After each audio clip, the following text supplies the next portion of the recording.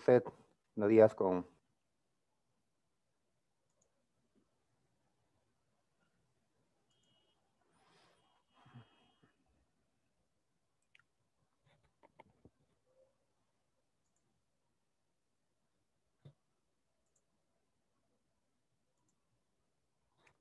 buenos días, chicos. Muy bien, empezamos. Bien, reciban mis saludos este nuevo martes. Hoy tenemos que seguir repasando la historia universal. Hoy nos toca hablar de la Edad Media. Buenos días, buenos días. Buenos días. Muy bien. Pero como ya es costumbre, como debe ser, antes de empezar con lo que nos corresponde al día de hoy, primero vamos a revisar las preguntas domiciliarias que quedó pendiente la semana pasada. Preguntas para que ustedes lo resuelvan en casa. Y lo han hecho porque son jóvenes responsables de la Academia APU. Muy bien. Entonces, chicos, vamos a empezar con estas preguntas que deben de tenerlo, pues. Ahí está.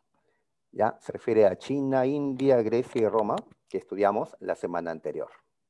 ¿Listos? Muy bien. Empezamos así de una vez porque luego el tiempo nos falta. Muy bien.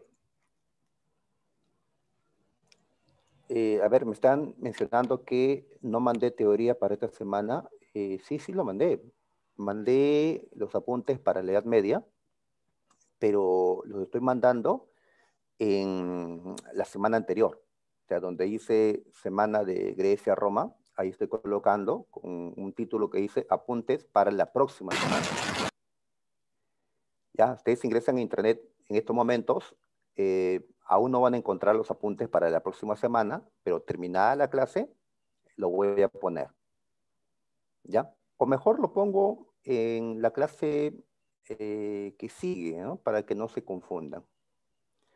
Ya, chicos, pero sí les estoy mandando, ¿ya? Si no encuentran en una semana, lo buscan pues en el anterior. ¿Ya? Ok. Ya, si no lo tienen y desean, pues pueden entrar a internet, pueden buscar repasos a Marcos, buscan la semana 2 y ahí van a encontrar el archivo, el PDF sobre los materiales a repasar para esta semana. Bien, a ver, en la siguiente imagen se muestra el desarrollo arquitectónico de la antigua civilización de China. Pues la imagen nos muestra un fragmento de la Gran Muralla, ¿sí? De esta muralla que se construyó en tiempos de la dinastía Qing, ¿sí? En tiempos de Shi Huangdi. Ajá, muy bien. Entonces lo que nos preguntan es, ¿qué finalidad, qué fin, cuál fue el fin de esta construcción? Pues si esta construcción es una muralla, ajá, correcto, así de acuerdo, chicos, así es, me están contestando que es la A, ¿ya? Y en efecto, la respuesta es la A. Es una construcción militar. Ya, pero hay que leer completo, no voy a ser que en la segunda parte esté mal. Para la defensa del imperio Qing. Bien, sabemos que fue el imperio chino, dominado en ese tiempo por la dinastía Qing, que lideró Shi Huangdi, quien construyó esta muralla. Así que, sí, es correcto, marcamos la A. Así es, religioso, funerario, comercial, no era, digamos, la razón de ser esas otras funciones, digamos. Muy bien, ya. Ahora, pero tampoco fue únicamente para la defensa del Imperio Qing, porque la muralla defenderá a China después del Imperio Qing. En el Imperio Han y siguientes, la muralla siguió siendo pues una defensa para el Imperio Chino. Ya en nuestro tiempo, pues, es solo una cuestión, pues, arqueológica, ¿no? Ya no cumple, pues, esa finalidad porque la guerra ya es distinta. Bien, en la 2, Grecia. Grecia no conformó, voy a subrayar el no porque a veces nos mareamos cuando nos colocan esto de que no conformó un Estado unificado, correcto. Ah, ya, esta es una pregunta conocida, es una pregunta de San Marcos. Ya, en efecto, Grecia, en ese entonces, en la antigüedad, era un territorio donde se habían establecido, donde se habían formado diferentes ciudades autónomas que llamamos polis. Muy bien, nos piden identificar si esto es verdadero o falso. A ver, sobre la organización política de las ciudades allá. A ver, en Atenas, para ser ciudadano, se requería ser varón e hijo de padre y madre ateniense. Uy, qué exigentes, ¿ah? Pues sí, es cierto. En Atenas, como en toda Grecia, únicamente eran ciudadanos los varones. Las mujeres, pues, como fue una pregunta de examen de admisión, quedaron relegadas a labores domésticas. Un machismo fuerte en Atenas y en toda Grecia. Cierto. Pero además de las mujeres, quienes tampoco eran ciudadanos, pues decíamos los metecos, es decir, los extranjeros, como también pues los numerosos esclavos que vivían en la ciudad. Ahora, como habían extranjeros en la ciudad de Atenas, entonces para ser ciudadano tenías que ser hijo de padre y madre ateniense. Ujú. Eran muy exigentes, como vemos. Así que el punto 1 es correcto. ¿Ya? Bien, la plaza llamada Ágora era el centro de las actividades políticas y sociales de los atenienses. Nosotros habíamos identificado dos espacios, ¿recuerdan? Uno era la parte alta de la ciudad, llamada Acrópolis, y estaba destinada, entre comillas, a los dioses. En la Acrópolis se construían los templos, como en el caso de Atenas fue el Partenón o el Erectión. Y ya en el llano, pues en efecto existía una plaza que hemos llamado el Ágora, donde en efecto la gente se reunía, porque era el centro de sus actividades, tanto políticas, ya, como sociales, también inclusive religiosas, comerciales, de diferente tipo. Entonces sí, esto es correcto, ya, el Ágora cumplía esas funciones. Muy bien. En Esparta, la actividad agrícola estaba a cargo de los esclavos, propiedad de los ciudadanos. ¿Esto es correcto? Incorrecto. Ah, por cierto, no me están mandando sus respuestas. A ver, en la 2 me dicen la D. Ujú. La D, me dice Urco. A ver, Torres me dice que este punto 3 es verdadero. A ver, hasta aquí, alguien dirá, a ver, profe, tenemos dos verdaderas, por lo tanto pueden ser la B y la D. Ah, ya, entonces la tercera, esto de Esparta tiene que ser verdadero, necesariamente. Necesariamente tiene que ser verdadero, sí es cierto, tiene que ser verdadero por cuestión lógica. ¿Ya? Esta es una pregunta de admisión. ¿Y cuál es la duda en todo caso que tengo? A ver, veamos.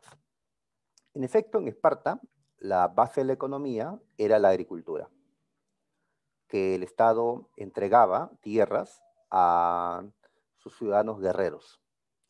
Y además repartía hilotas, la clase explotada, para que trabajen en la agricultura en beneficio de esos ciudadanos guerreros o espartiatas. Muy bien, en todo caso, la discusión estaría si esos hilotas eran o no esclavos, porque esta es una cuestión debatible, ya que a los ilotas no se le podía matar sin motivo. A los ilotas no se les podía vender como ocurre en el esclavismo en otras partes. En Atenas sí eso podría ocurrir, ¿no? En Roma eso era normal, ¿no? Pero en Esparta, de ahí que se discuta si realmente los ilotas eran esclavos o no. Ya, ahora, también es de quién era propiedad estos ilotas. Pues mayormente la propiedad de estos ilotas recaía en el Estado, eran propiedad estatal. Y aquí señalan que eran propiedad de los ciudadanos. ¿Ya? En todo caso, el Estado ha otorgado a esos ciudadanos guerreros los ilotas, pero la propiedad es del Estado. Entonces, aquí, quien ha hecho la pregunta, pues ha considerado que los ilotas sí eran esclavos y que el Estado, pues al entregarlos, le estaba entregando la propiedad de estos. Esto puede ser discutible, ¿ya? Pero vamos a marcar como correcto, ya que no hay otra opción, ¿ya? La última, a ver, queda para definir la B o la D. ¿Ah? ¿Qué han estado respondiendo los chicos? La D, la D. Ya, a ver, Gianfranco, Vargas, Camila dicen la D. Y para que sea la D, vamos a marcarla a ver, tiene que ser falsa la última. Las primeras reformas democráticas, espartanas, democrática espartana. Y ahí pues encontramos que esto es incorrecto. En Esparta no hubo democracia. En Esparta se dio un régimen aristocrático u oligárquico, donde una élite decidía, gobernaba, no todos los ciudadanos, como ocurría en Atenas. Eh, claro, además afirman que la democracia que hoy tenemos, pues surgió como inspiración de la democracia espartana. Y sabemos que no es así. Claro, más bien serían reformas atenienses, correcto, Torres.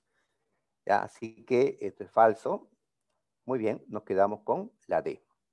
¿Ya? Pregunta que vino hace poco en el examen de San Marcos. ¿Sí? Muy bien. Entonces, continuamos. La 3. Más sobre Grecia. Bien, a principios del siglo V antes de Cristo, el imperio persa y los griegos se enfrentaron en las guerras médicas. En este contexto, ¿cuál sería una de las causas? Ya, una causa para las guerras médicas. A ver, una causa. La ambición por la hegemonía o supremacía, dominio sobre el mundo helénico. Pues sí, esto es una causa. El imperio persa, que ya había invadido o conquistado gran parte de los territorios de Asia y África, ahora pues deseaban dominar Grecia. Y al territorio griego le hemos llamado la Hélade o el mundo helénico, donde viven los helenos o griegos. Y el imperio persa tenía la ambición por tener la hegemonía sobre el mundo helénico. Pues sí, a ver, vamos a ver si alguna otra alternativa es posible, ya que me están señalando por qué no puede ser la D o tal vez la C. Ah, ya, vamos a revisar entonces. A ver, la alternativa B, beso, creo que queda totalmente fuera. Ya, la C. La rivalidad entre, ya, sí, me dicen que acá eh, está, no tiene sentido la expresión C. La rivalidad entre, pues, por supuesto. Ajá. Entonces, no sé si acá estaba Atenas, ya, acá falta una palabra, ¿cierto? Muy bien. ¿Qué pasa si en examen de admisión ocurre esto? Encuentran una línea así, pues asumimos que está mal y obviamos la alternativa. Ya, puede ser, pero si no encuentran otra respuesta, pues tendrían que asumir que hay un error y tratar de descifrar el error, ¿no? Acá no veo necesario eso porque tenemos una respuesta ya en la A, ¿no? hasta en examen de admisión se cometen errores, chicos. Ya van a disculpar este error en la redacción de la C. ¿Ya? Acá falta el nombre de algo, ¿no? Tal vez Atenas, tal vez Macedonia, Persia, no lo sé. Y la D dice el intento por dominar el Mar Negro. Ya, el Mar Negro. Pero el Mar Negro estaba un poco más alejado. Es cierto que los griegos allí hacían comercio, pero el mar que dominaban los griegos, el mar que estaba en juego en esta guerra, era el mar Egeo, que es lo que separaba a Grecia y al imperio persa. Así que si acá dijera el mar Egeo, pues sería respuesta. Tendríamos dos respuestas. ¿Ya? No ocurre esto porque dice Mar Negro. O si dijera Mar Egeo y Mar Negro, ¿no? Pero no se da el caso. Así que me sigo quedando con la A. En la 4, Alejandro Magno. Bien, sabemos que él fue rey de Macedonia. Su padre ya había conquistado a las poligriegas, él robusteció ese dominio y él conquistó al imperio persa en Gaugamela.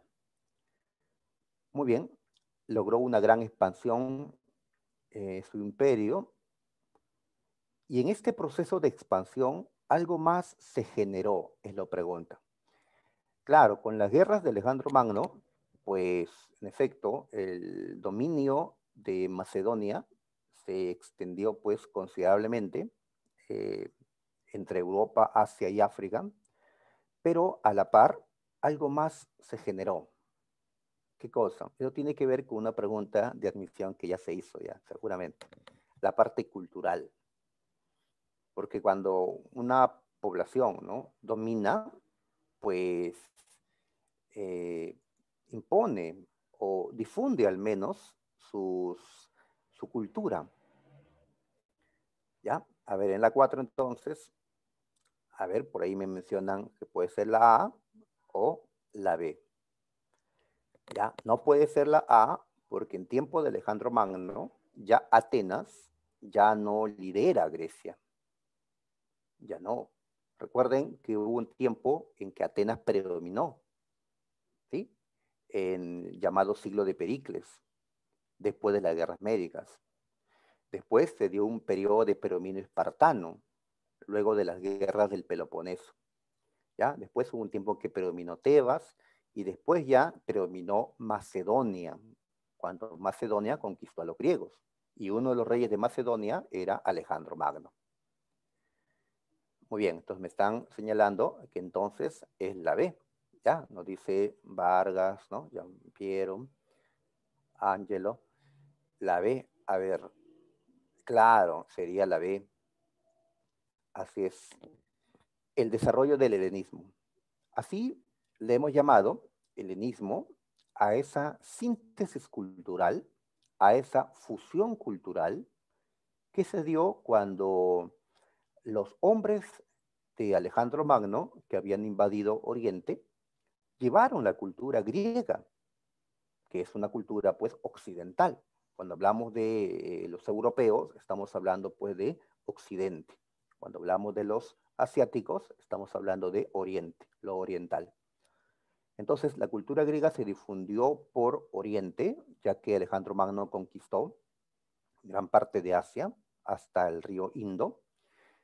Y esa cultura griega que traían los macedonios se mezcló con las costumbres, con las ideas, con la cultura de los pueblos orientales. Y así, de esa fusión, pues surgió el helenismo. ¿Sí? Entonces, la cultura griega, pero que ha recogido elementos, pues, importantes de las culturas orientales y la ha enriquecido, ¿no? Y esto luego será heredado por Roma, y Roma, pues, va a enriquecerla aún más. Y por eso en la antigüedad hablamos, pues, de una cultura grecorromana o una cultura clásica, pues, eh, muy elevada, ¿no? Muy bien, entonces es la B. Correcto, Kevin, la B.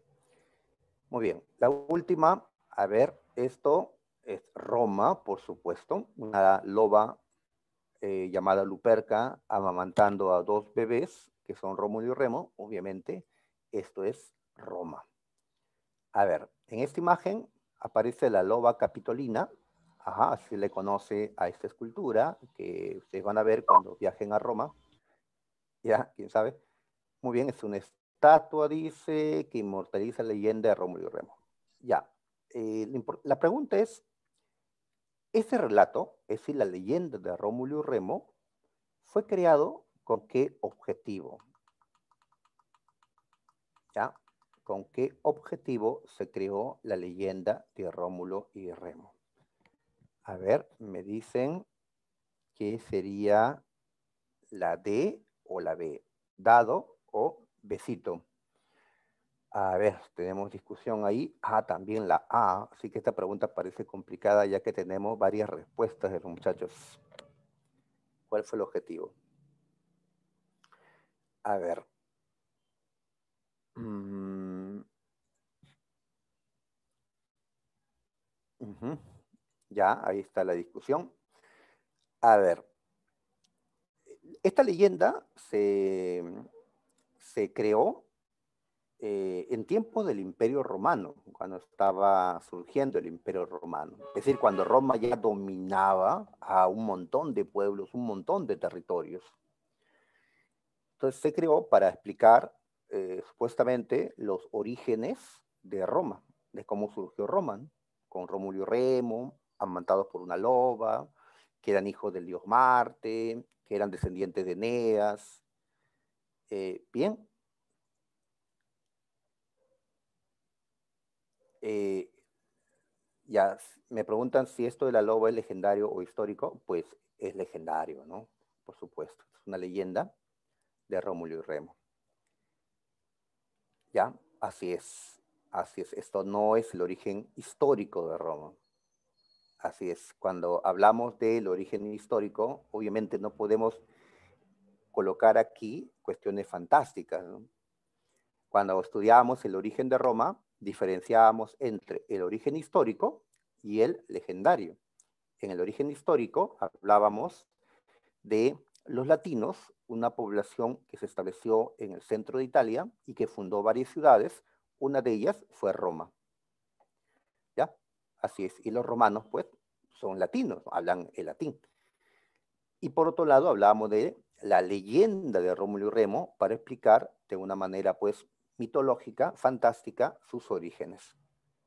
Por eso, como en efecto lo están planteando en el chat, esa leyenda no eh, explica de una manera histórica, es decir, real, el origen de los romanos. No, en todo caso sería mostrar el origen legendario, ¿sí? No histórico. Ajá, muy bien, por supuesto, ¿no? Así es una cuestión mitológica, correcto. Ya, porque ¿quién va a creer que realmente ellos fueron hijos del dios Marte, que eran semidioses según la leyenda, ¿no? Que una loba los rescató del río y los amamantó, ¿sí? Entonces hay una tarea en la historia en separar pues lo real y para eso necesitamos fuentes históricas de lo fantasioso, ¿no? De lo que fue inventado, ¿no? ¿Sí? Entonces la ciencia histórica tiene que hacer eso, ¿no? ¿Ya? Me preguntan si una diosa griega veló por Rómulo y Remo. Una diosa griega. Bueno, en sí se cree que quien veló por Rómulo y Remo fue su padre, el dios Marte, el dios de la guerra. Bueno, aunque también ustedes sabrán que ellos fueron supuestamente descendientes de Eneas, y Eneas, pues, a su vez tenía como madre este, a Afrodita, ¿no? Así que por ahí, o a Venus, ¿no? Como le dicen en Roma. Así que por ahí podría haber, pues, una respuesta a lo que me están preguntando. Entonces, si no es la B, ¿cuál es la respuesta? A ver, me señalan la D, sustentar la fundación del Imperio Romano. Entonces, cuando Octavio asumió todos los poderes y se convirtió en emperador y dio inicio al Imperio Romano, ¿ya? Él inventó esta leyenda o a través de su gente para justificar su poder. Me parece que por ahí no va, ¿no? Que va más bien a explicar el origen de Roma, de la monarquía en ese tiempo. Y la idea es decirle a los pueblos, mira, los que fundaron Roma, ¿sí? Hace cientos de años, eran hijos de un dios, eran hijos de una princesa, la madre de Rómulo y Remo, eran descendientes de un gran guerrero, Eneas, y por eso nosotros, los romanos, tenemos superioridad frente a ustedes, ¿ya? Pueblos que son inferiores a nosotros, ¿no? Por eso, ya en ese razonamiento, consideramos que la respuesta es la A. Esta leyenda y otras leyendas sobre la fundación de un pueblo, cuando explica así de una manera fantástica, ¿no? Tremenda el origen de un pueblo, lo que está buscando es engrandecer a ese pueblo para justificar su dominio sobre otros. Como cuando eh, acá en el Perú, pues se dice que los incas eran hijos del Inti y que fueron enviados a civilizar a los pueblos. Pues eso era para justificar el poder de los incas sobre los pueblos dominados, ¿no? Igual pasa con Roma y con otros pueblos. Muy bien, entonces las leyendas cumplen esta función de justificar el poder de algún grupo.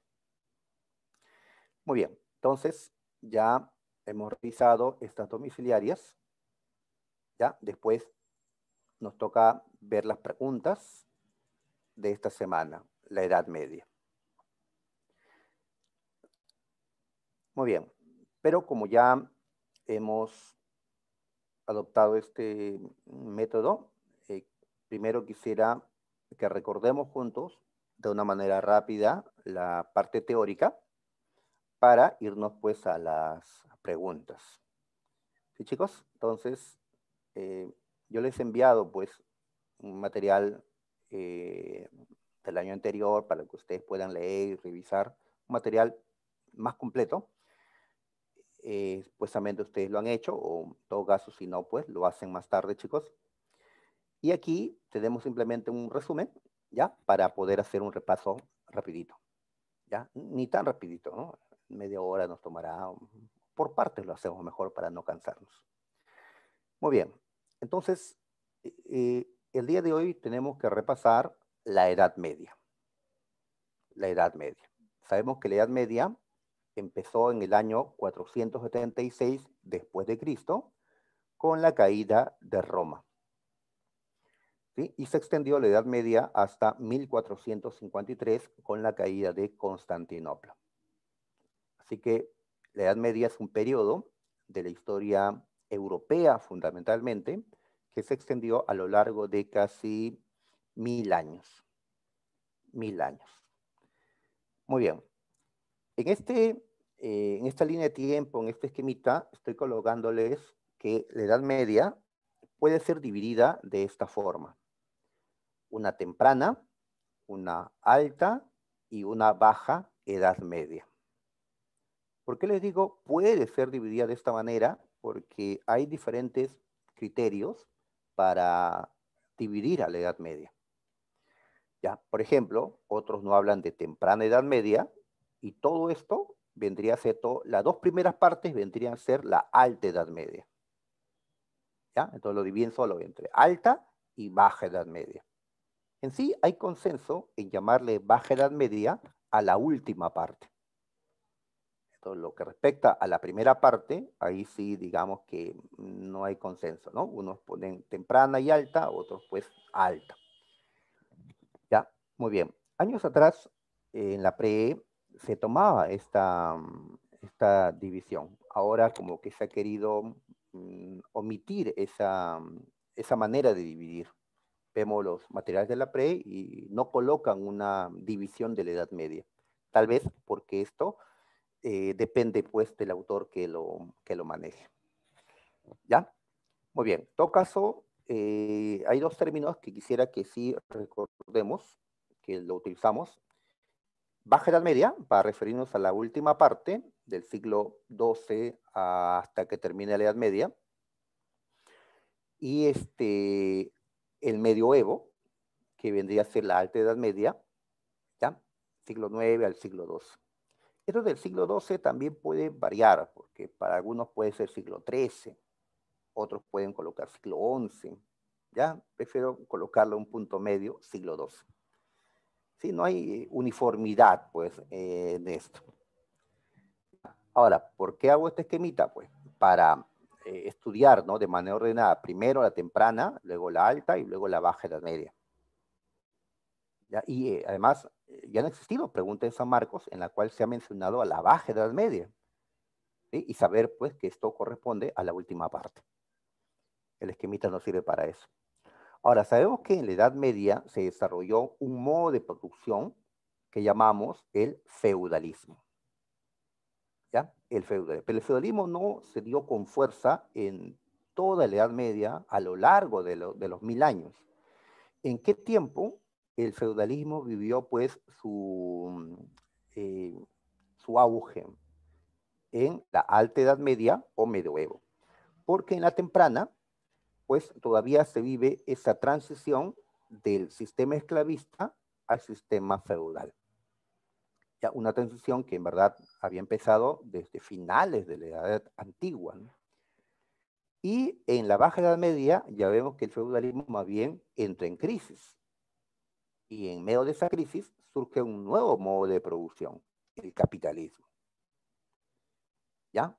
Entonces, el feudalismo está surgiendo en la temprana Edad Media, es decir, se están formando varios elementos que caracterizan al sistema feudal, pero ya todos sus elementos se encuentran presentes durante el medioevo. Por eso hablamos del auge del feudalismo. El gran poder de los señores feudales y la Iglesia Católica se vive en tiempos medievales. Y ya en la Baja Edad Media se da pues una decadencia de eso y el surgimiento de un nuevo modo de producción. Bien, acá también una diferencia sobre lo que fue la Edad Antigua y la Edad Media. En la Edad Antigua vemos la esclavitud. En la Edad Media, el feudalismo. En la Edad Antigua, pues gracias a Grecia y a Roma en la última parte, vemos cómo el concepto de ciudadanía se extendió por Europa. ¿Sí? ¿Recuerdas que la ciudadanía, es decir, el tener una condición de igualdad, ¿no? Frente a otros, de disfrutar los mismos derechos frente al resto, es algo pues que se llegó a desarrollar en la antigüedad. Recuerdan ustedes que los plebeyos fueron reconocidos como ciudadanos en Roma, al igual, ¿no? Que los patricios, gracias a las luchas que ellos hicieron. Y esa ciudadanía no solo quedó en la ciudad de Roma, se extendió a Italia, se extendió a todo el imperio con el tiempo. Obviamente los esclavos no eran ciudadanos, pero los plebeyos y los pueblos libres conquistados llegaron a tener la ciudadanía romana. En cambio, en la Edad Media eso quedó eliminado. En la Edad Media más bien se construyó una sociedad estamental, donde las diferencias van a ser claras entre los de arriba y los de abajo, entre tres estamentos que luego vamos a comentar. En la Edad Antigua, con Roma, pues se dio una centralización política, sea en tiempos de la República o el Imperio, pues había un poder central, un poder único que dominaba a distintos pueblos o territorios entre Europa, Cercano Oriente y el norte de África. En cambio, en la Edad Media no, hay una dispersión política, ¿sí? Ya que cayó Roma y ahora se forman distintos reinos bárbaros, pues el poder quedó de esa manera disperso. Y en el aspecto cultural, pues en la Edad Antigua vemos el desarrollo de la cultura clásica, la cultura grecorromana, ¿sí? Que se caracterizó por ser antropocentrista. En cambio, en la Edad Media vemos pues, un teocentrismo por influencia del cristianismo, de la Iglesia Católica. Ya en la Edad Moderna es que la cultura clásica y el antropocentrismo serán rescatados en la Edad Moderna, en lo que llamaremos pues el Renacimiento. Bien, a ver, para empezar este repaso de los sucesos, pues vamos a retroceder un poquito antes de la temprana Edad Media, antes de la Edad Media, pues tenemos a la Edad Antigua, en su última parte. Así que le estoy llamando Antigüedad Tardía. Tengo que retroceder a la Edad Antigua, a finales, porque allí arrancan las invasiones bárbaras, en el siglo IV después de Cristo. Y el siglo IV todavía es parte de la Edad Antigua, de la Antigüedad. Ya, una vez que cae Roma, recién podemos hablar de la temprana Edad Media, una vez que cae Roma, en el año 476. Bien, entonces, a ver, en el mapa vemos que el Imperio Romano no había conquistado a todos los pueblos que vivían alrededor eran llamados bárbaros. Los bárbaros que habitaban la zona norte de Europa eran los germanos, ¿sí? Y habían otros pueblos bárbaros de origen asiático, como los hunos, que estaban avanzando hacia Europa. Entonces, en el siglo IV decimos que se iniciaron las invasiones bárbaras. ¿Ya? En ese tiempo, perdón, muchos germanos habían logrado ingresar pacíficamente al Imperio Romano. Pacíficamente. Esto todavía no eran propiamente las invasiones. ¿Y por qué Roma permitía que germanos ingresen a su territorio? Porque decíamos, entre otras razones, que Roma tenía un vacío en sus ejércitos. Ellos no llegaron a completar el número de efectivos para proteger sus fronteras. Así que aceptaron a los germanos, que eran guerreros, para que se asimilen al ejército. Se produjo esta germanización de los ejércitos de Roma, muy peligroso para el futuro de Roma. Entonces, los emperadores utilizaron esos germanos como defensa de su propio estado, como también para defensa de su propio poder frente a sus rivales. Pero esto cambió cuando los hunos, pueblo bárbaro de origen mongol, proveniente de Asia, llegó por Europa Oriental. Llegó y le cayó por la espalda, digamos, a los germanos, presionándolos para que estos se vuelquen sobre el Imperio Romano. Y en efecto, así ocurrió. Uno de estos pueblos, los visigodos, firmaron un pacto con Roma, pacto o foedus. Los visigodos entraron pacíficamente al Imperio Romano. ¿Ya? Era un pacto. Los visigodos se sumarían a los romanos en la defensa de su territorio frente a los hunos o frente a otros germanos. Pero los visigodos fueron traicionados por los romanos, se sublevaron y le dieron una primera derrota a los romanos en Adrianópolis. Entonces ahí empezaron ya las invasiones violentas. Otros germanos ya cruzaron las fronteras por el río Rin y comenzaron a ocupar pues, el territorio de Roma. En esas circunstancias en que Roma estaba siendo ya invadida, es que Teodosio gobernó y Teodosio dividió el imperio en dos, ¿sí? Occidente y Oriente. En este mapa, Occidente es la parte naranja y Oriente la parte rosada. ¿Sí? Así que la partición del imperio se produjo en el contexto ya de las invasiones. Siglo V se desarrollan las invasiones. Pues vemos que los germanos están ocupando el territorio del Imperio Romano. Inclusive la propia ciudad de Roma llegó a ser saqueada por primera vez por los visigodos en este tiempo. Ya, muy bien. Los hunos habían logrado avanzar, habían logrado someter al Imperio de Oriente y ahora avanzaban a Occidente. Pero en la batalla de los Campos Cataláunicos, los hunos fueron derrotados por una coalición de romanos de Occidente y de germanos que ya se habían instalado en Europa Occidental. Los hunos fueron derrotados. Más adelante, Atila, pues, va a morir. Muy bien. ¿Ya? Entonces, toda esta parte es anterior a la Edad Media, ¿ya? Entonces, se dio en la Antigüedad Tardía. Bien, entonces, ¿cómo cambiamos en la Edad Media? Pues cuando Roma cayó. ¿Y quiénes tomaron Roma? Pues un pueblo llamado los Érulos, con su jefe llamado Odoacro. Él tomó Roma en el año 476 después de Cristo. Derrocó a Rómulo Augustulo, último emperador de Occidente. Y así empezó, en ese año, la temprana Edad Media. Muy bien, entonces vemos que en este tiempo se están formando los reinos bárbaro-germanos. ¿Ya? Y en este mapa podemos observar, pues, eso, los reinos. ¿Sí? Ustedes ya manejan. Así es. Tenemos al reino de los visigodos, tenemos a los suevos, que más adelante serán conquistados por los visigodos, tenemos al reino de los francos, que con el tiempo conquistarán a los burgundios y alamanes, tenemos al norte a los anglosajones, que van a formar no un reino, sino 7 reinos, por eso hablamos de una heptarquía. ¿Ya? Tenemos en el norte de África a los banda. Ajá, a ellos, correcto. Ya, muy bien.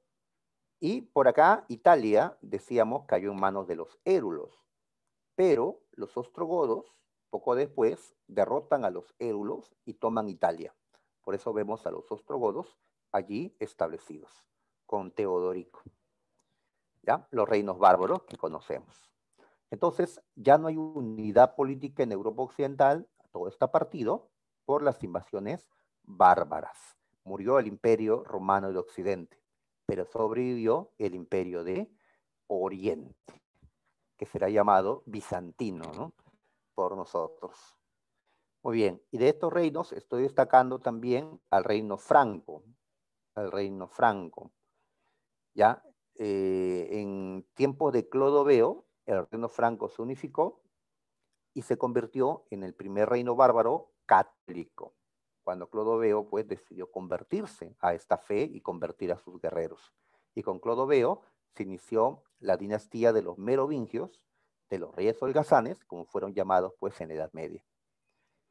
¿Ya? Muy bien, eso con el siglo V. ¿Ya? Muy bien. Entonces, en el siglo VI, todo esto de la temprana Edad Media, vemos que el Imperio Romano de Oriente, llamado también Imperio Bizantino, con capital en Constantinopla, se expandió, conquistando a 2 reinos bárbaros, el reino ostrogodo que estaba en Italia y el reino vándalo en el norte de África. Pongo ahí ese doble tachado para decir pues que estos reinos cayeron y cayeron ante la expansión del Imperio Bizantino. ¿Y quién lideró esa expansión? Justiniano, el emperador más importante del Imperio bizantino, de Constantinopla. Esto en el siglo VI. Justiniano había buscado restaurar la unidad del Imperio Romano, es decir, que Oriente y Occidente vuelvan a ser uno solo, como antes que Teodosio parta al Imperio Romano. Y por eso había conquistado a esos reinos bárbaros. Y también le quitó un poco de su territorio a los visigodos, la zona sur, pero no acabó con ese reino, como tampoco con otros que estaban al norte. Entonces el mapa que está acá debajo corresponde a la máxima expansión del Imperio Bizantino en tiempo de Justiniano.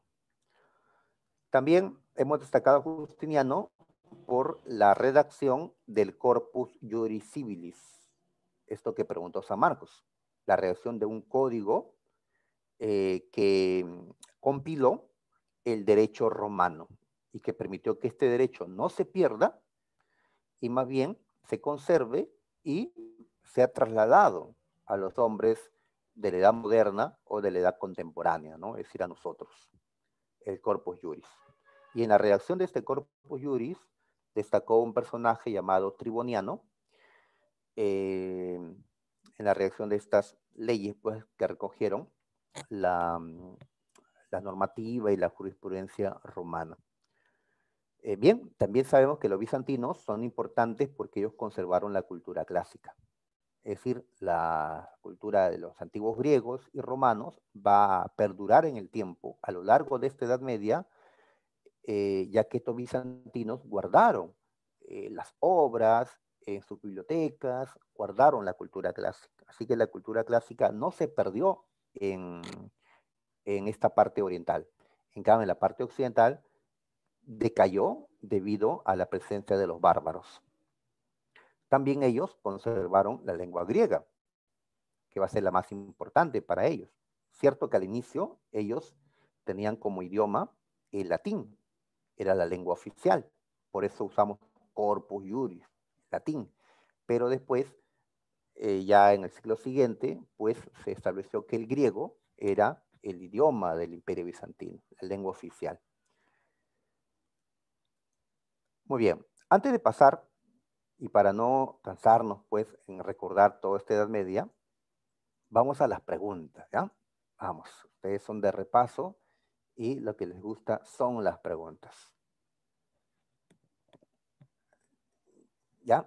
Sí, mencionamos, Estrada, al Corpus Juris Civilis, así es, fue una recopilación del derecho romano, que fue dividido pues en cuatro partes: el Códex, el Digesto, las novelas, las institutas, eh, producido en tiempos de Justiniano, ¿ya? Y con participación importante de Triboniano, decíamos. ¿Ya? Hay una pregunta al respecto, ahí podemos ampliar un poquito. A ver, estas preguntas se refiere a lo que acabamos de ver. ¿Ya? A ver, la primera es una pregunta de admisión. San Marcos no hace mucho. A ver, nos explican, es una pregunta de eco, en la cual primero nos contextualizan qué está sucediendo. Ante el avance de los hunos, los germanos se dirigieron hacia el interior del Imperio Romano. Correcto. Fueron empujados, entre comillas, por los hunos. Uno de esos pueblos fue el visigodo, en efecto, el que inició la invasión bárbara. ¿Ya? Me están diciendo que es la B. A ver, me dicen que es la B.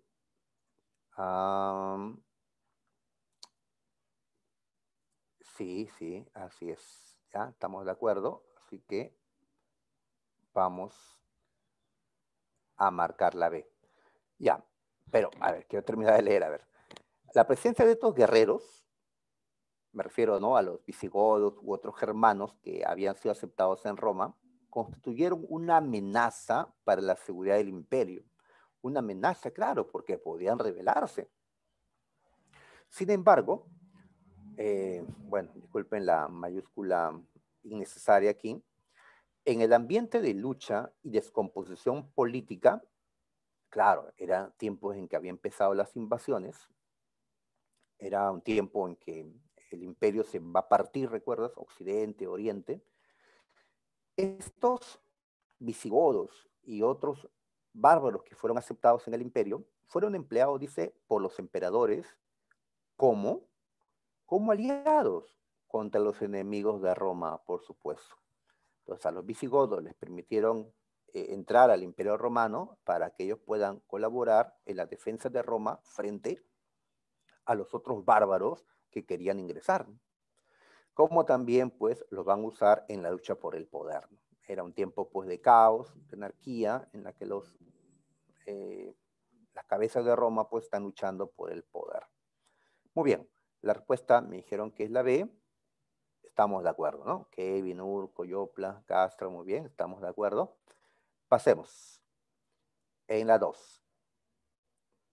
A ver, a finales del Imperio Romano, las legiones estaban conformadas por tropas de extranjeros. Así es, se habían llenado de bárbaros, de germanos, las tropas romanas. Estos no garantizaban la unidad territorial, ni el mando del emperador. Claro, podían haber traiciones, no había una fidelidad pues para con un romano, sino para con su caudillo bárbaro.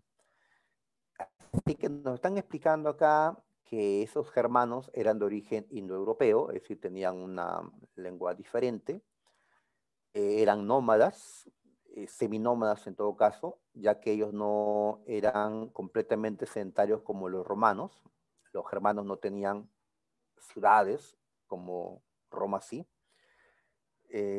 desconocían la escritura al inicio, en efecto, ya con el contacto con Roma, pues van a aprender. Saquearon, destruyeron. En el aspecto religioso, inicialmente eran politeístas, ¿sí? Tenían una religión natural con Odín, ¿no? Con Thor y otros. En el aspecto jurídico, su derecho no era el derecho escrito, como Roma tenía, sino era un derecho costumbrista o consuetudinario.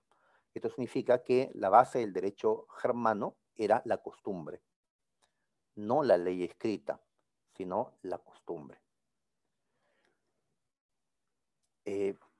Bien, entonces nos plantean, indique lo correcto sobre los pueblos bárbaros. Ya, a ver, ¿qué marcamos? Me están diciendo que es dedo. A ver. Los bárbaros, ya, acá falta una pequeña tilde, compartían las mismas tradiciones culturales que los romanos. ¿Las mismas tradiciones culturales? No. Si fuera así, los romanos no les dirían bárbaros. Le dicen bárbaros porque consideran pues que son inferiores, que son incivilizados.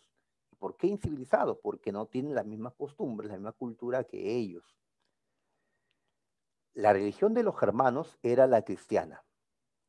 Ya, si nos atenemos al texto, pues nos están explicando que en los inicios los germanos eran politeístas, ¿ya? Y son politeístas, no pueden ser cristianos. Los cristianos son monoteístas, creen en un solo Dios.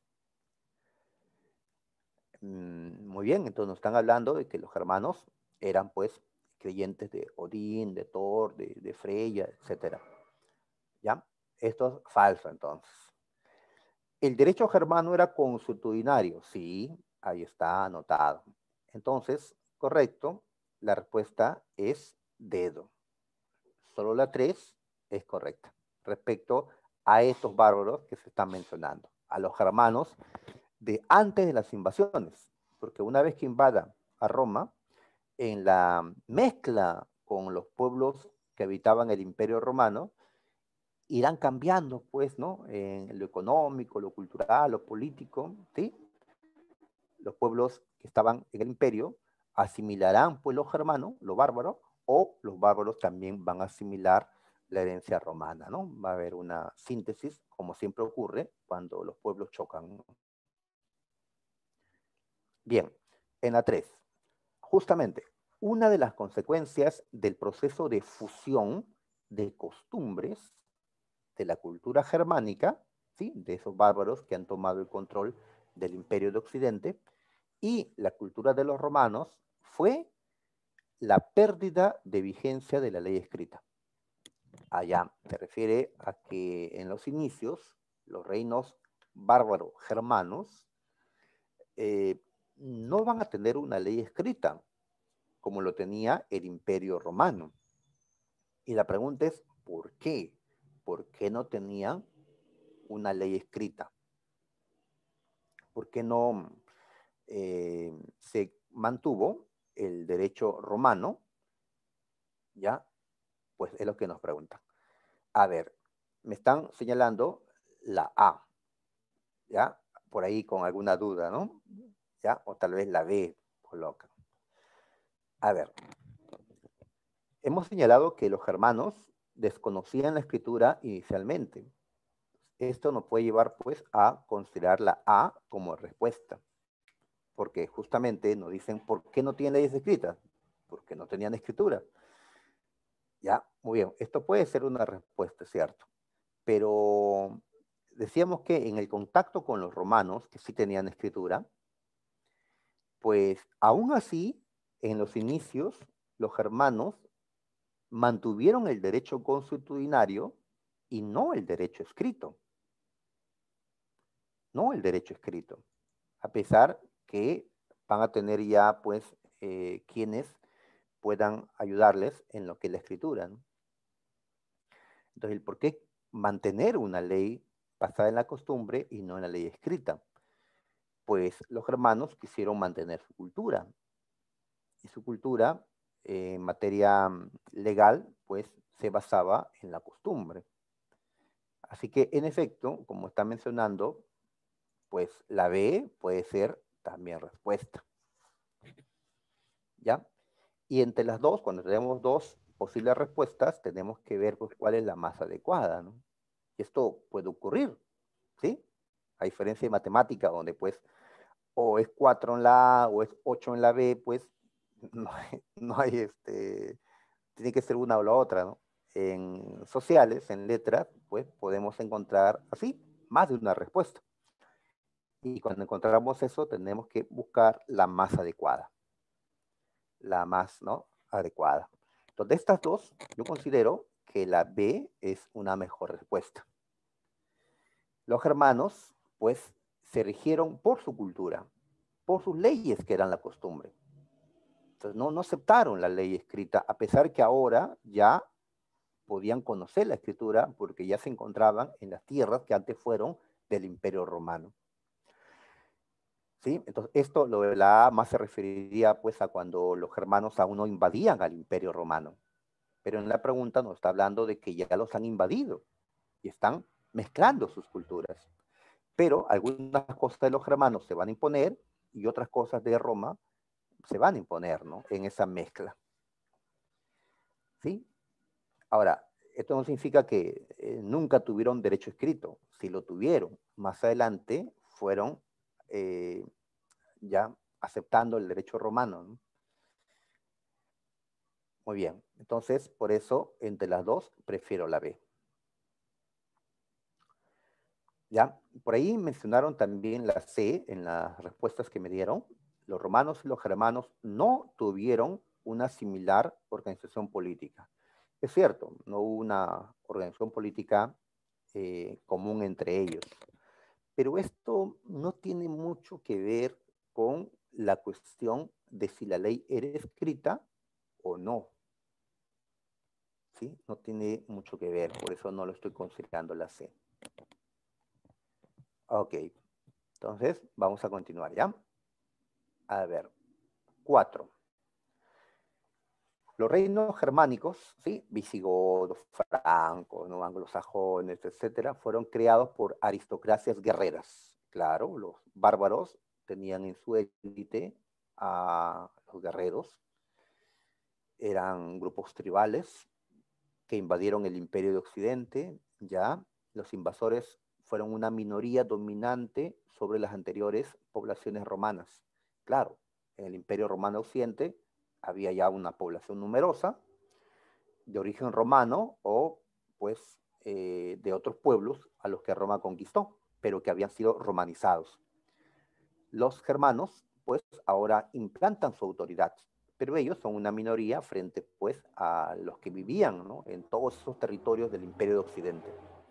Establecieron leyes diferentes para romanos y para germanos, ya, muy bien, los reyes consideraban a sus reinos como un patrimonio personal. Bien, entonces después de hacernos recordar varias cositas sobre cómo eran estos reinos germanos, tenemos que ver si los enunciados que están debajo eran verdaderos o eran falsos. Muy bien, a ver. ¿Ya? Uno de estos reinos que logró alcanzar una gran extensión territorial, inclusive llegó a ser un imperio, fue el reino visigodo. El reino visigodo. No. El único reino bárbaro que llegó a convertirse en un imperio fue el reino franco, que se convirtió en el imperio carolingio. El reino visigodo, no. ¿Qué le pasó al reino visigodo? Lo vamos a destacar en un momento. El reino visigodo, en tiempos de su rey Don Rodrigo, fueron derrotados y conquistados por los árabes en la batalla de Guadalete. ¿Ya? No lo hemos dicho todavía porque esto es en el siglo VIII y hemos repasado únicamente hasta el siglo VI, me parece. Así que esto es falso. ¿Sí? Falso. Bien, el trabajo en los campos estuvo realizado por esclavos. A ver, por esclavos. y los campesinos representando a la relación de servidumbre. O sea, lo que nos están afirmando acá es que en ese tiempo habían esclavos y también campesinos siervos que trabajaban en los campos. A ver, recuerden, hemos dicho que este tiempo es la temprana Edad Media. Y una característica es que se está dando la transición de un sistema esclavista que está decayendo hacia un sistema feudal que años más tarde recién se va a consolidar. Entonces, sí encontramos la presencia de esclavos, porque todavía hay esclavitud en Europa, solo que es un sistema en decadencia, y campesinos convertidos en siervos. La servidumbre es un elemento del feudalismo que se está formando en efecto en este tiempo. Así que voy a considerar el punto 2 como, pues, verdadero. A ver, ya, ya están dando respuestas, chicos. Están diciendo la D. A ver, ¿ya salió ya? A ver, me dicen la D. A ver, tenemos una falsa, una verdadera. A ver. Ah, hay una sola posible. La D. La D. Ah, ya, por una cuestión lógica, no de champa, no es champa. Lógica, se llama lógica. Sale la D. Ya, pero hay que confirmar, ¿ya? Que después decimos que salió a la champa. No. A ver, ya disculpen ahí, los bizantinos conquistaron el reino ostrogodo. Ya, nuevamente las disculpas. Ostrogodo. Habremos dicho que el reino ostrogodo se ubicó en Italia, pero este reino ostrogodo fue conquistado por el Imperio Bizantino o Romano de Oriente en tiempo de Justiniano. Así que, en efecto, esto es verdadero. El reino anglosajón, en ese tiempo, no era un reino, eran varios reinos. Era una heptarquía, 7 reinos. Y acá mencionan que eran solo dos. Dos. El reino de Sussex y de Wessex. Pero en verdad, acá faltan 5 reinos más, porque era una heptarquía, no una diarquía. Ya más adelante, para el siglo X, esa heptarquía se unificó en un solo reino anglosajón, o reino inglés, como le llamaremos. Así que, en efecto, esto es falso. ¿Ya? Falso. Muy bien, confirmado la respuesta. El desarrollo del Renacimiento en Europa Occidental. Eso, pues, ya en los inicios de la Edad Moderna. Muy bien. Hay una discusión acá en la 5, si es la C o la A. Ahí me han planteado dos respuestas. A ver, la ciudad de Constantinopla fue invadida por los hunos en 1453. No, como acabo de decir, Constantinopla, capital del Imperio Bizantino, fue atacado en muchos momentos por diferentes pueblos, pero el que llegó a tomar Constantinopla y tomarla definitivamente fue el pueblo turco, ¿ya? De los otomanos, no los hunos. Los hunos presionaron, es cierto, al imperio de Constantinopla en tiempo de las invasiones bárbaras. Los bizantinos tuvieron que pagarle tributo a los hunos, pero los hunos no invadieron Constantinopla, no tomaron esta ciudad definitivamente. Así que esto no va. ¿Ya? A ver, entonces la C están planteando como respuesta. A ver, el digesto era una parte del corpus juris civilis. En el corpus juris, dijimos, hay varias partes. Está el códex, que recopiló las leyes romanas. Está el digesto, que recopiló la doctrina romana, es decir, la opinión de los expertos en derecho de la antigua Roma. También están las novelas, que eran las leyes nuevas, las que se dieron en tiempo de Justiniano y siguientes, y también las institutas, que era un resumen didáctico para estudiantes de derecho. Y Triboniano, en efecto, fue quien contribuyó a esta redacción del código. Muy bien, entonces colocamos que sí, Triboniano fue el encargado de la recopilación del digesto. Un poquito rebuscado este dato, ¿ah? Así que tal vez así no venga en el examen de admisión. Muy rebuscado. A ver, tenemos ya dos verdaderas, así que ya supuestamente salió la respuesta por una cuestión lógica, ¿sí? No de champa, ¿ah? Lógica. La C me dicen, a ver, 1 y 3. Como no hay otra 1 y 3 y la 2 ya está descartada, no puede ser todas, la respuesta debe ser la C. ¿Sí? Debe ser la C. Y si estas preguntas te vienen así en el examen de admisión, ajá, pues son manejables, ¿no? Tal vez no conozcas un enunciado, pero el resto te va a permitir llegar a la respuesta. Así que las preguntas de ECO, chicos, en vez de asustarnos, creo que no debería dar mayor tranquilidad, ¿no?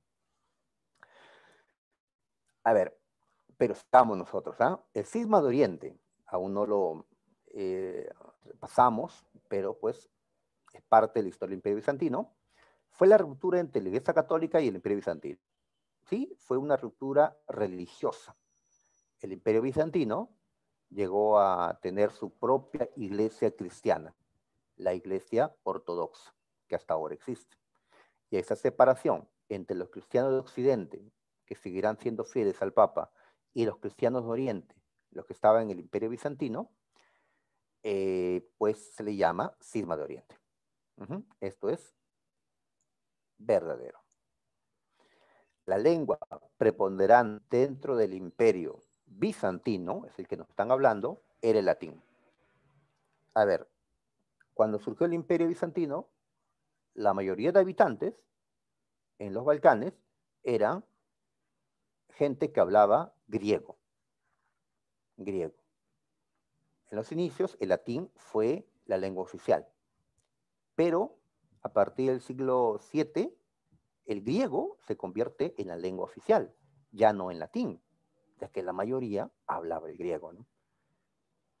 Muy bien, entonces vemos que este punto no es correcto porque por la gente que hablaba el griego y porque a partir del siglo VI hasta el final del Imperio Bizantino, en el siglo XV, el griego era la lengua oficial, entonces no podemos decir que la lengua preponderante fuera el latín.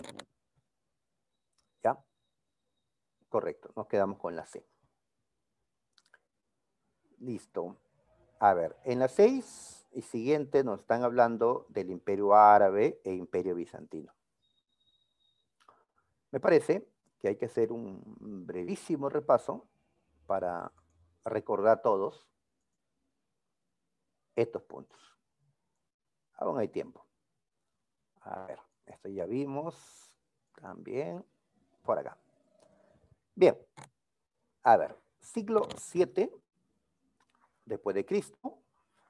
En este tiempo destacamos a Mahoma y la religión que éste fundó, el Islam, y el Imperio Árabe que llegó a formarse, pues, en este tiempo. Muy bien. Entonces decimos que Mahoma predicó el Islam. Este término significa sumisión a Dios, como fue una pregunta de admisión.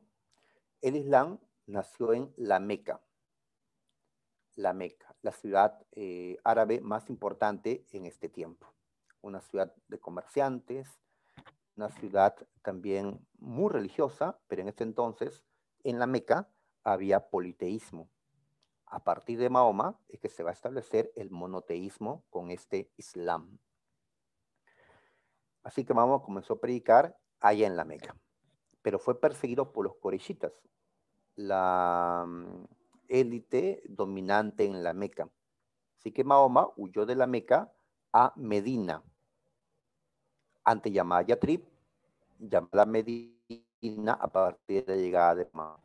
A esa huida de Mahoma de la Meca a Medina es que le llamamos égira. Y los musulmanes consideran pues que esa huida, esa égira, es el punto de inicio de su calendario o de su era musulmana. Empiezan a contar los años a partir de la égira, que para nosotros ocurrió en el año 622. Para ellos sería el año cero, entre comillas, el inicio de su calendario. Muy bien, a sus seguidores se les llama musulmanes. Y para ser musulmán, recuerdas, hay normas, hay 5 pilares. Creer solo en Alá, que es como ellos se refieren a Dios. Alá es un término que significa Dios en árabe. Creer solo en Alá y en su profeta Mahoma. Orar 5 veces al día en dirección a la Meca. Ayunar un mes del calendario, el mes llamado Ramadán. ¿Sí? Ya sabes que el ayuno se refiere a no comer ni beber durante el día, eh, pero durante la noche y antes que amanezca sí pueden beber, ¿sí? Agüita, y pueden también pues comer vegetales. Ya, no he sacado la cuenta, Urco, en qué año exactamente están ellos en su calendario, pero Urco nos dice que estarían en el año 1399. Habrá que ver, no he hecho el cálculo. ¿Ya? Ojo que no es que simplemente al año que tenemos nosotros, 2021, le restes 622. No, porque el calendario que ellos tienen es un calendario lunar de menos días que el calendario que tenemos nosotros. Un calendario solar de 365 días y un poquito. ¿Ya? Así que no es simplemente restarlo, ¿no? Hay que hacer toda una operación. En internet pueden buscar pues cómo calcular el año musulmán y les va a dar pues toda una ecuación, ¿no? Como a ustedes les gusta el álgebra, pueden llegar a hacer el cálculo, ¿no? Ya, por eso no lo he hecho yo, porque ya mucha matemática. Ok. Dar limosna, peregrinar al menos una vez en la vida a la Meca, a la ciudad sagrada, son pilares de los musulmanes. Muy bien. Entonces, Mahoma, a pesar que al inicio fue perseguido, al final logró imponerse. Desde Medina, con el apoyo de estos comerciantes, regresó a la Meca y logró dominar la ciudad, acabar con el politeísmo, destruyendo los ídolos que se encontraban en una mezquita allá en la Meca, un templo conocido como la Kaaba, y establecer el culto a un solo Dios. ¿Ya? 1442, allá. ¿Ya? Pero, repito, no he hecho yo el cálculo, no le podría decir, ¿no? No.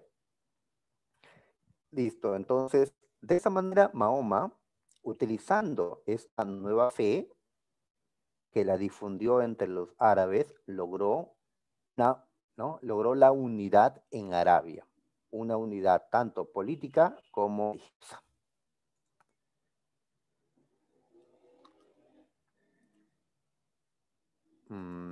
Ya, siguen haciendo sus cálculos, chicos, ya, qué bueno.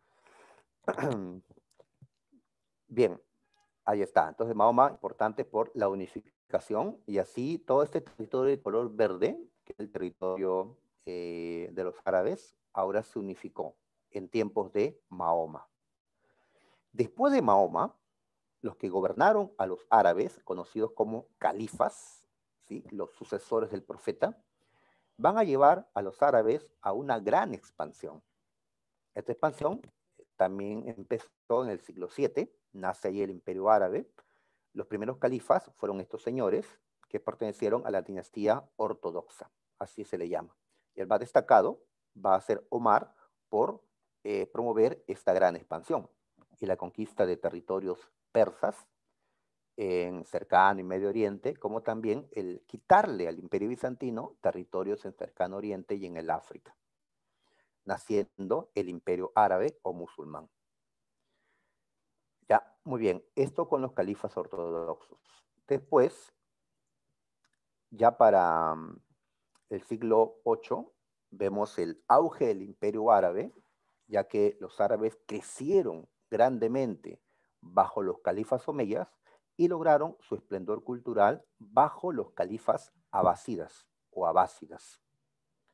¿Ya? Entonces sacamos estos califatos para el siglo VIII, el apogeo del Imperio Árabe.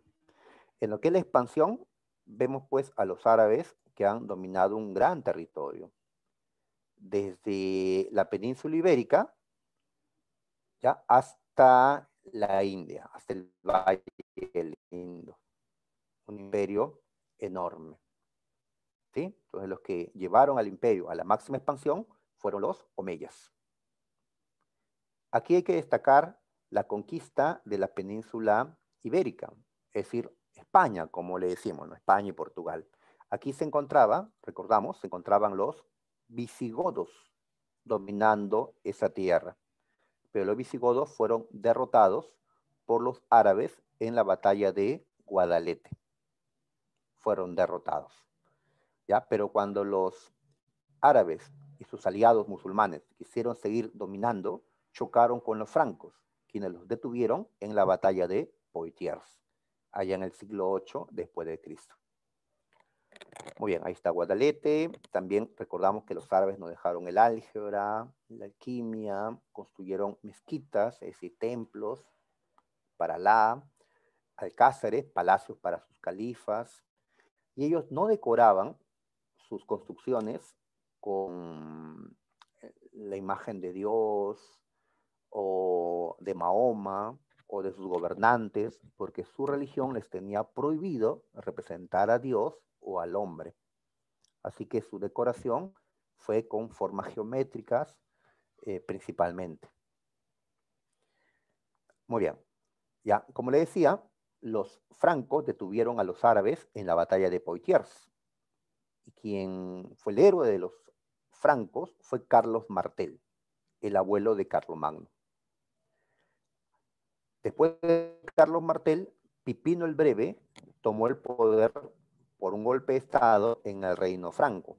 Pipino era un mayordomo que se convirtió en rey una vez que destronó a Childerico III, el último rey merovingio u holgazán del reino franco. Y con Pipino empezó la dinastía carolingia, que luego va a fundar el imperio carolingio. Y para tener el apoyo de la Iglesia Católica, Pipino le concedió tierras en el centro de Italia a la Iglesia Católica, tierras llamadas pues los estados pontificios. Bien, después de Pipino estuvo Carlomagno, después de la muerte de su hermano Carlomán. Carlomagno va a hacer conquistas en Europa, convirtiendo al reino franco en un imperio. Carlomagno fundó el imperio carolingio. Conquistó a los lombardos, que estaban al norte de Italia, conquistó a los sajones en Germania, le quitó un pedazo de sus dominios a los musulmanes en España, la zona de Cataluña, y así se formó pues el imperio carolingio, que abarcó un territorio, como vemos en el mapa, importante. Muy bien, lo que buscó Carlomagno fue restaurar el imperio de Occidente, que había caído siglos antes. Una importancia del imperio carolingio es que la religión católica se difundió fuertemente por Europa, de que Carlomagno le impuso el catolicismo a los pueblos que aún no compartían esta fe. Y Carlomagno está restaurando parte de esa unidad que Europa había perdido. Pero esto solo fue temporal, porque este imperio duró solo medio siglo. Bien, también hay que recordar, porque ha sido pregunta de admisión, que dentro del imperio habían provincias. Las provincias interiores se llamaban condados, al mano de un conde, de condes. Y las provincias fronterizas se llamaban marcas, al mando de marqueses. Y su función era, pues, proteger, ser una primera línea de defensa frente al ataque de pueblos extranjeros. Y los missi dominici eran, pues, aquellos que supervisaban la labor de sus condes o marqueses en nombre del emperador. también destacamos el interés que tuvo Carlomagno por la cultura clásica y el promover el resurgimiento de lo clásico. A esto le hemos llamado el Renacimiento carolingio. Muy bien, y para eso se fundaron escuelas. Escuela palatina para los nobles, conventuales para los clérigos, parroquiales para los campesinos. Este imperio desapareció tras la muerte de Carlomagno, gobernó su hijo Luis el Piadoso, Ludovico Pío, y tras él, sus hijos Luis, Carlos y Lotario terminaron repartiéndose el imperio al firmarse el Tratado de Verdún. Y ahí se repartieron. Ahí está, Carlos el Calvo tomó lo que es Francia, Luis el Germánico tomó tierras de Germania y Lotario tomó tierras en la zona central, entre Italia y pues tierras que están entre Francia y Alemania, digamos.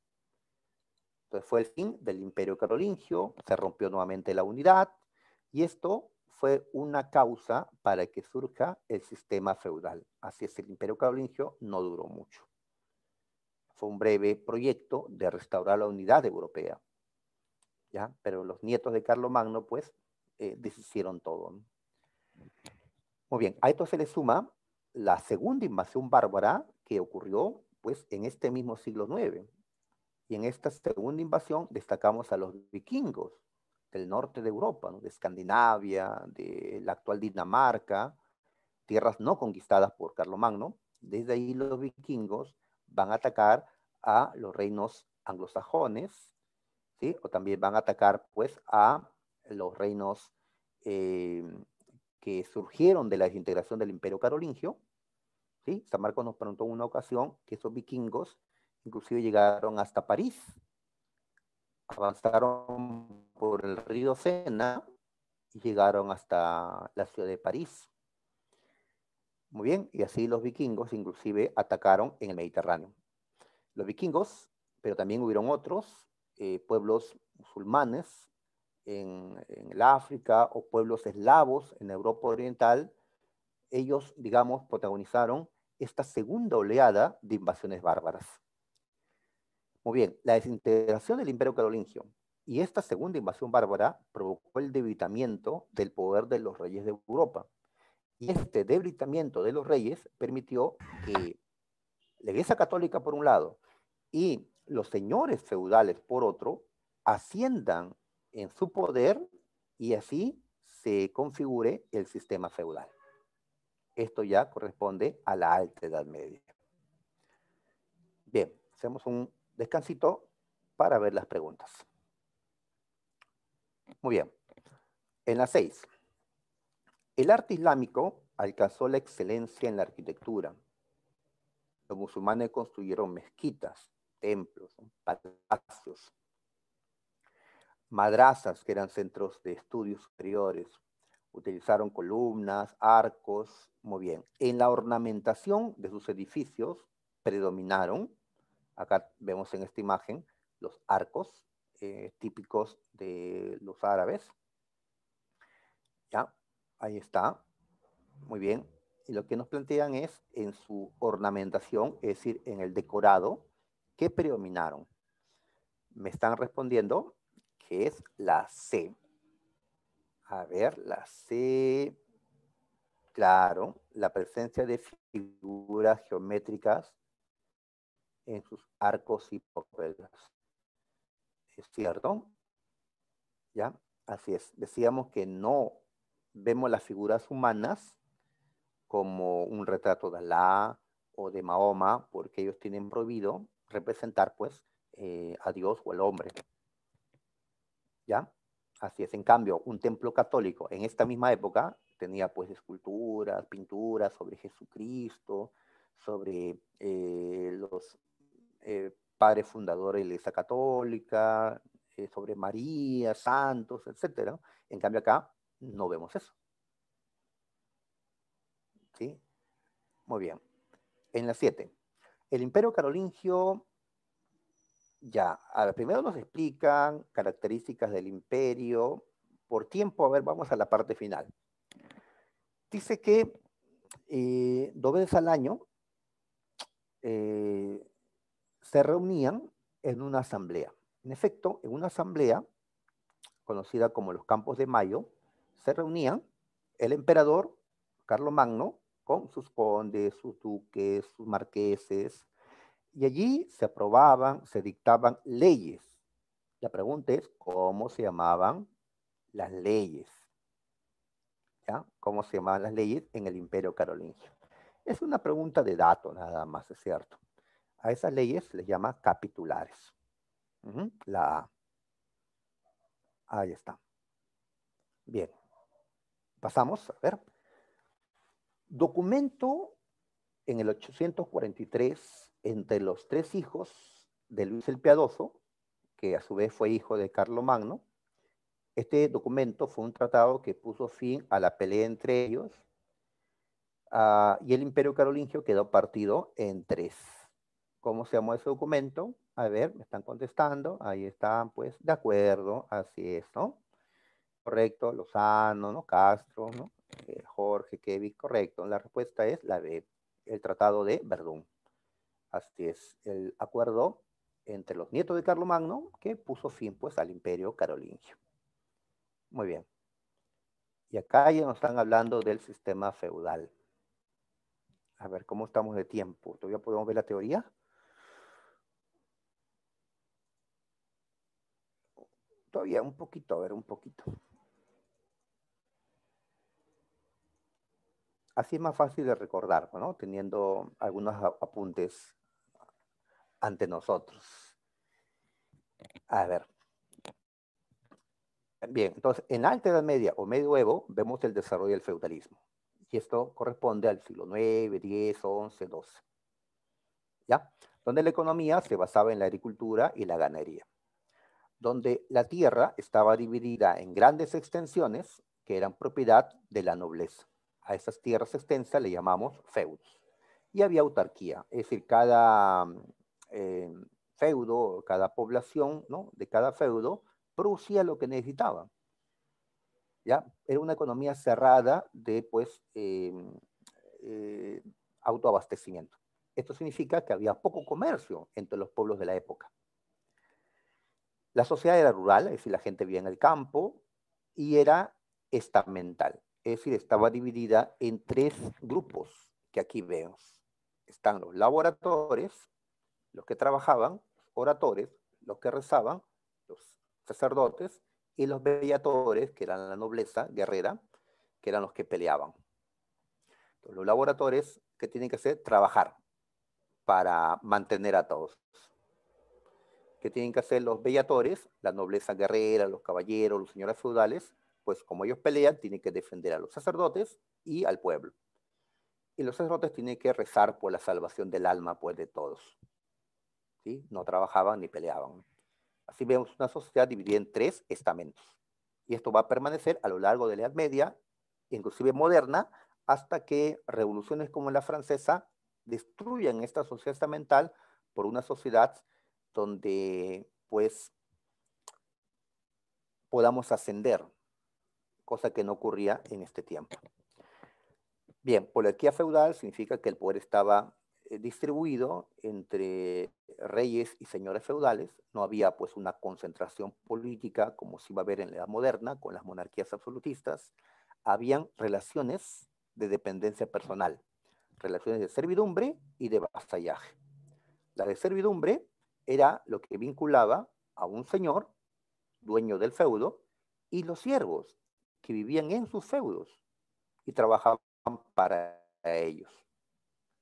Los siervos de la gleba trabajaban gratuitamente, a ese trabajo se le llama corvea, trabajaban en la reserva señorial, que era la parte del feudo que el señor se lo reserva para su alimentación. Pero el siervo tiene que ir a trabajar allí de manera gratuita. ¿Por qué? Porque ha recibido mansos, es decir, parcelas de tierra por parte del señor. En el caso del vasallaje, es el entre un y sus vasallos. Se daba cuando nobles de jerarquía baja rendían homenaje al señor, es decir, declaraban su sumisión ante un señor. Y el señor les hacía entrega de un feudo o beneficio a través de la ceremonia de la investidura. Y así vemos ese vínculo entre un señor y su vasallo. El señor tiene que proteger al vasallo y el vasallo pues también tiene que proteger al señor peleando en sus guerras. ¿Ya? Entonces, mientras la relación de servidumbre se da entre gente de distinta jerarquía, señores y siervos, jerarquía socioeconómica, el vasallaje se da entre nobles. Bien, también recordar que en el siglo XI, cosa que ya marcamos en una pregunta, se produjo el cisma de Oriente, la separación entre los cristianos católicos de los cristianos ortodoxos. Y en ese tiempo también se vivieron las cruzadas, la pelea entre cristianos y musulmanes. Fueron varias guerras, fueron 8 cruzadas. Cuando hablamos de los cristianos nos referimos pues a los europeos que se habían cristianizado, sobre todo la nobleza guerrera, que es la que fue a pelear. Y cuando hablamos de musulmanes, más que los árabes, nos referimos a los turcos. Los turcos que en ese tiempo habían dominado cercano Oriente por acá, y son pues los que lideraron a los musulmanes en la lucha contra los europeos cristianos. Las causas de la guerra, pues sabemos, era la ambición de los nobles por conseguir feudos en cercano Oriente. Para eso debían derrotar a los turcos.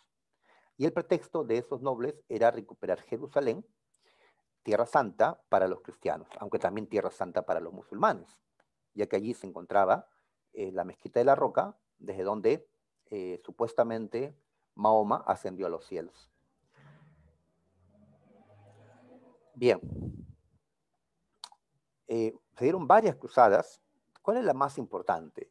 Pues la cruzada señorial, que pertenece a la primera cruzada. ¿Por qué la más importante? Porque en esta los cristianos ganaron. Los señores feudales lograron derrotar a los turcos, tomar tierras, crear reinos cristianos en cercano Oriente y recuperar Jerusalén para los cristianos. ¿Sí? Tiempo de Godofredo de Bouillon. Pero a la larga perdieron Jerusalén y estos territorios.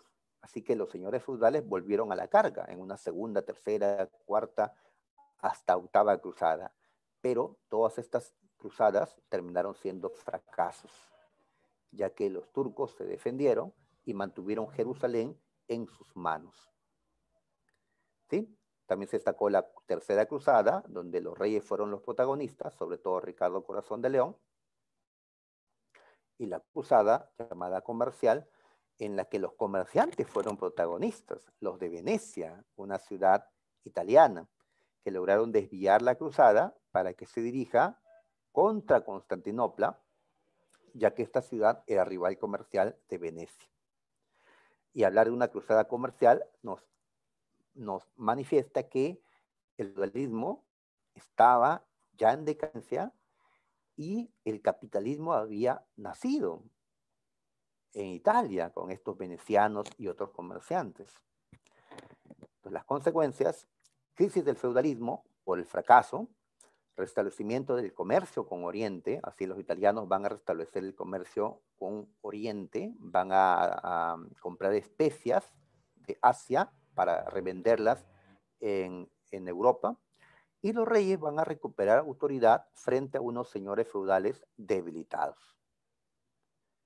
Muy bien, volviendo a las preguntas. A ver, bien, otra pregunta de San Marcos. A ver, ¿cómo se le conoce a ese tipo de organización social? Pues nos están explicando, dice que la nobleza defendía,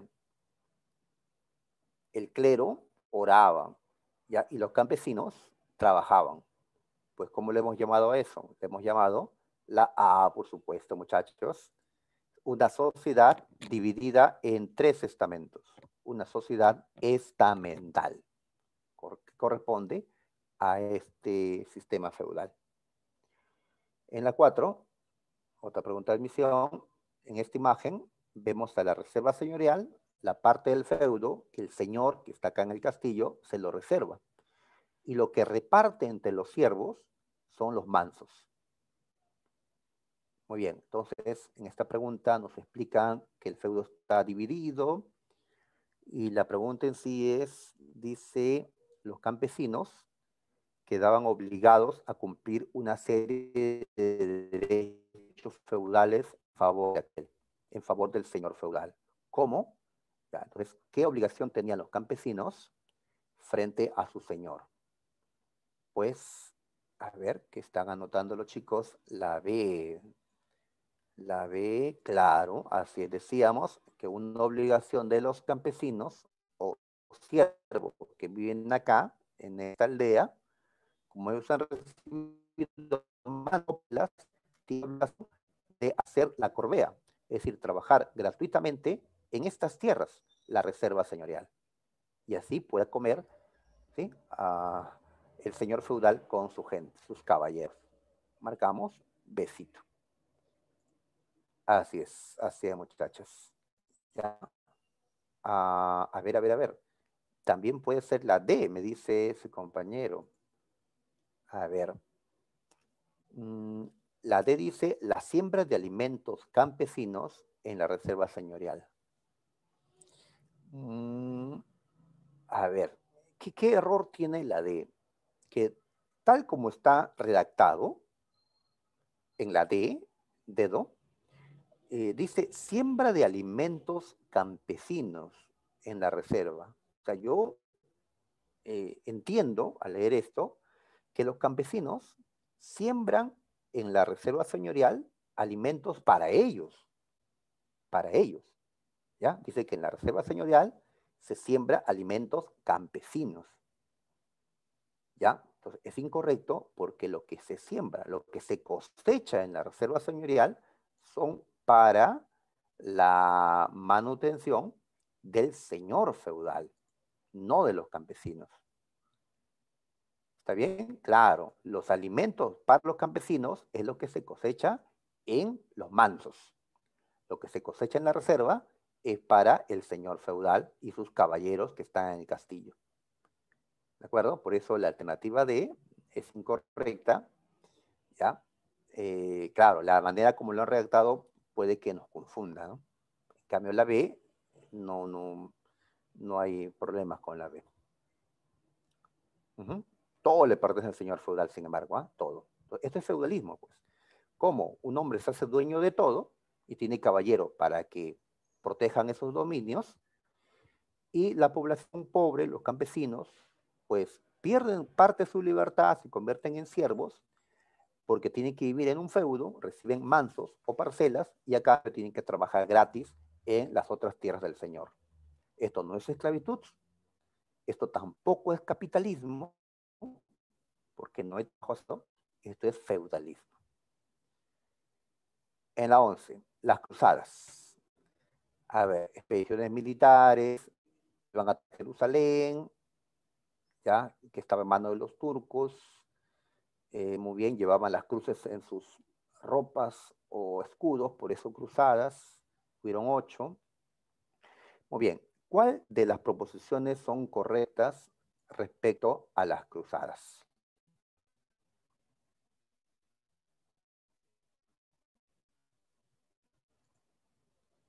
Ya, a ver, apurémonos, chicos. ¿Cuáles son correctas sobre las cruzadas? Estas expediciones militares tuvieron como único propósito,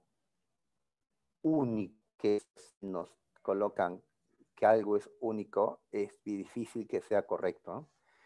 La recuperación de tierra sagrada, es decir, Jerusalén, y los feudos, y restablecer el comercio, y el detener el avance del Islam, pues esto es falso.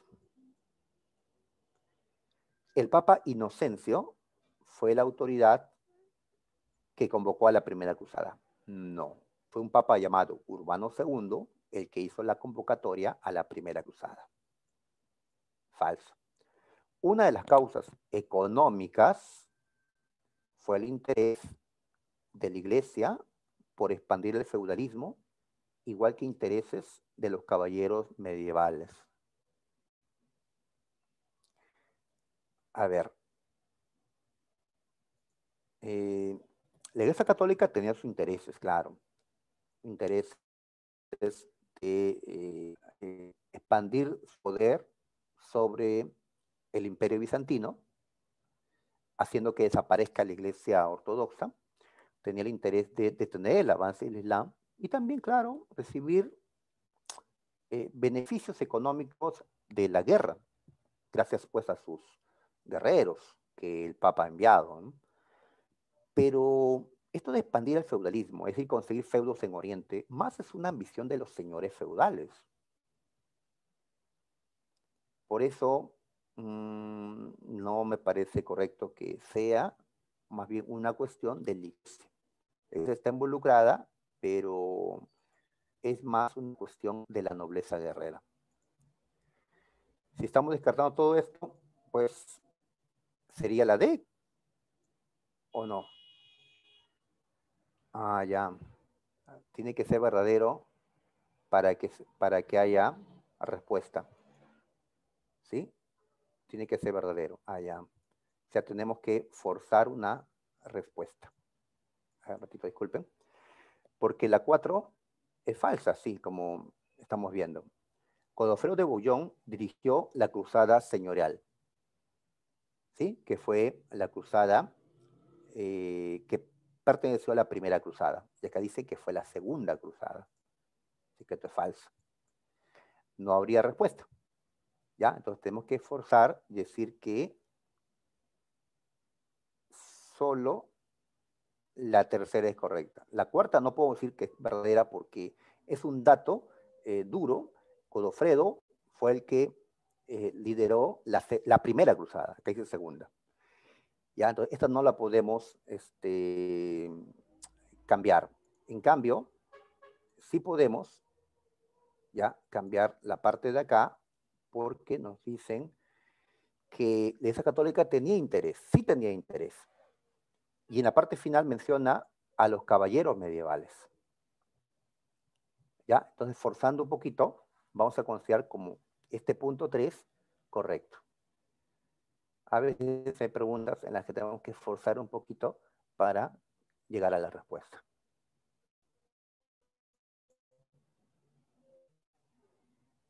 Me preguntan por qué a la iglesia le tenía que se expande el feudalismo, porque en el feudalismo la Iglesia Católica pues es la institución de mayor poder. Mientras los reyes no sean poderosos, los papas serán las autoridades máximas. ¿Ya? Mientras existe ese sistema, pues los siervos y señores seguirán entregándoles tributos o donaciones al señor feudal.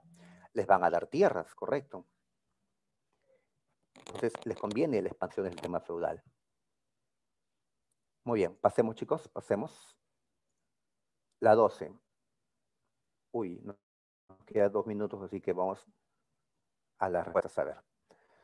Del texto anterior, nos están hablando de la producción artesanal de las ciudades. Ah, ya, estamos en la Baja Edad Media, en la última parte, cuando está naciendo el capitalismo, en las ciudades o burgos, con los artesanos que están trabajando en talleres, con los comerciantes que están trayendo productos desde Oriente, ¿ya? La gente que se enriquezca en las ciudades serán llamados burgueses, ¿sí? Nos mencionan que van a haber maestros artesanos, dueños de los talleres, y tenían aprendices que luego que aprendían se convertían en asalariados, llamados oficiales. Entonces, de esto, ¿qué marcamos? Marcamos la B, ya que nos están hablando de la actividad manufacturera artesanal, es del trabajo de artesanos en talleres. Y nos están hablando de jerarquías en los oficios, que hay un maestro, ¿sí? Hay un oficial y hay aprendices. Muy bien, en la 13, a ver, nos están hablando de la escolástica. La escolástica fue la filosofía dominante, sobre todo a finales de esta Edad Media. Y el iniciador y máximo representante de la escolástica, que es lo que nos preguntan, fue, ahí está, Tomás de Aquino, con su Suma Teológica. Esto lo van a ver más en filosofía, pero recordemos que uno de los temas importantes acá es la relación entre la fe y la razón, ¿sí? Que la razón sirva a la fe, que la razón permita darle, digamos, racionalidad a los dogmas cristianos. Muy bien. En la 14, ¿y cuál de las ciudades fue la que más crece en tiempos de las cruzadas y durante la Baja Edad Media? Venecia. Venecia. Claro, que inclusive tomó Constantinopla un tiempo en la Cuarta Cruzada. Y en la última, es una pregunta de admisión, así que ya la conocemos. Nos pusieron un cuadro, una pintura, donde se representa la muerte. Y la muerte aparece como una calavera. ¿Sí? Y esta calavera está atacando a pobres y a ricos. Entonces, esta es una pintura en un contexto muy difícil para ellos, la peste negra. Un contexto muy complicado, ¿no? Hasta peor que el que estamos viendo nosotros en la época. ¿Qué es lo correcto? Pues la muerte dejó de ser una idea abstracta y ahora es algo personificado en una calavera, sí. Los esqueletos de escamagen de la muerte, sí. ¿Afecta a todos los grupos? Sí. Es que ponemos, todas son correctas.